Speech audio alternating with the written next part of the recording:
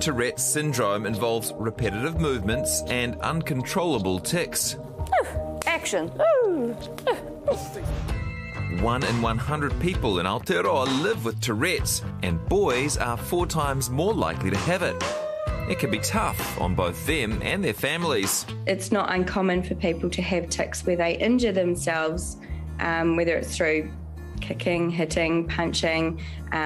Some get a compulsion to stab themselves if they're holding scissors or fork.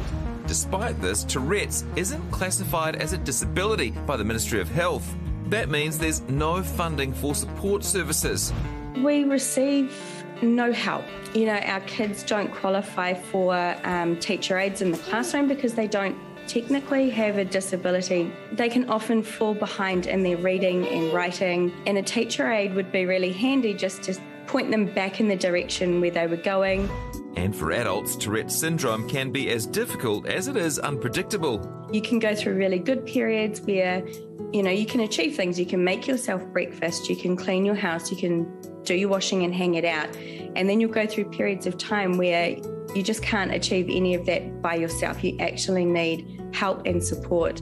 Kia ora, my name is Leighton, I have Tourette's. Leighton Clark, aka Uncle Tix, educates his TikTok followers, more than 4 million of them, about Tourette's. His petition to recognise it as a disability in New Zealand has attracted nearly 4,000 signatures. He hopes that'll be enough to make the government pay attention. Well, a little earlier on this evening, we talked to Leighton and I started by asking him what Tourette's means to him. Yeah, well, it's become my entire life. It's become my persona. Oh, well, I made it my personality and who I am.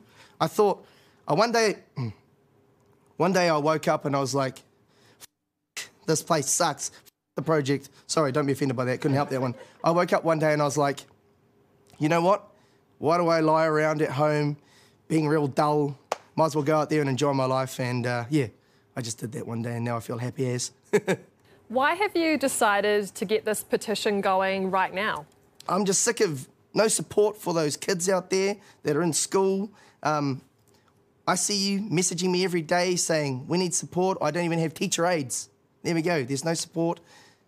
There we go. There's no support for kids with Tourette's or ADHD out there. No teacher aides. But, yeah, that was why I started it. It would be good to see kids supported out there in the motu here. The Ministry of Health say that there may be support for you that as a neurological disorder. Have you received anything from them? No. My whānau went private. We went private when I was really young. And if it wasn't for my grandparents helping me through all of that when I was really young, I probably wouldn't be the person I am today, so yeah. Do you think one of the issues is that Tourette's maybe isn't taken seriously because people kind of joke about it when they hear that word, Tourette's? Yeah, well, listen to me, man. I'm a bloody walking joke, but at the end of the day, well, that's my job to make people laugh and smile. But at the end of the day, it is a serious illness, and it's something that probably should be taken more seriously, yeah. If you weren't doing social media, do you think having a regular 9-to-5 job would be difficult for you? I think it would be, yep. I probably would have given up on the old retail by now, but I made it work with my life. I toured DJs for 10 years, and I'd probably be continuing to do that now. Yeah, it's been an incredible story of the following you've built up on social media. How's that experience been for you? Amazing. My fans are really cool. They are day one supporters, and without them, again, I probably wouldn't be here and wouldn't be who I am to this day, so yeah. And you've made a difference, right? You've helped understanding within New Zealand, probably globally, about what Tourette's is and what life's like. I appreciate that. That's amazing. Yeah, you can beat that. Well, Uncle Tix, Leighton, thanks so much for your time tonight. Kia ora koutou whānau, thanks for having us. From what I saw when Leighton was in here, it's an outrage that they don't say that this is a disability. There is no way that society is set up for someone with that affliction at that level to be able to operate normally, and there's no way that someone like that, they are disabled from enjoying society as we can enjoy it, because it's such a difficult thing to handle on both parts. It's a disability. It's a no-brainer. Yeah.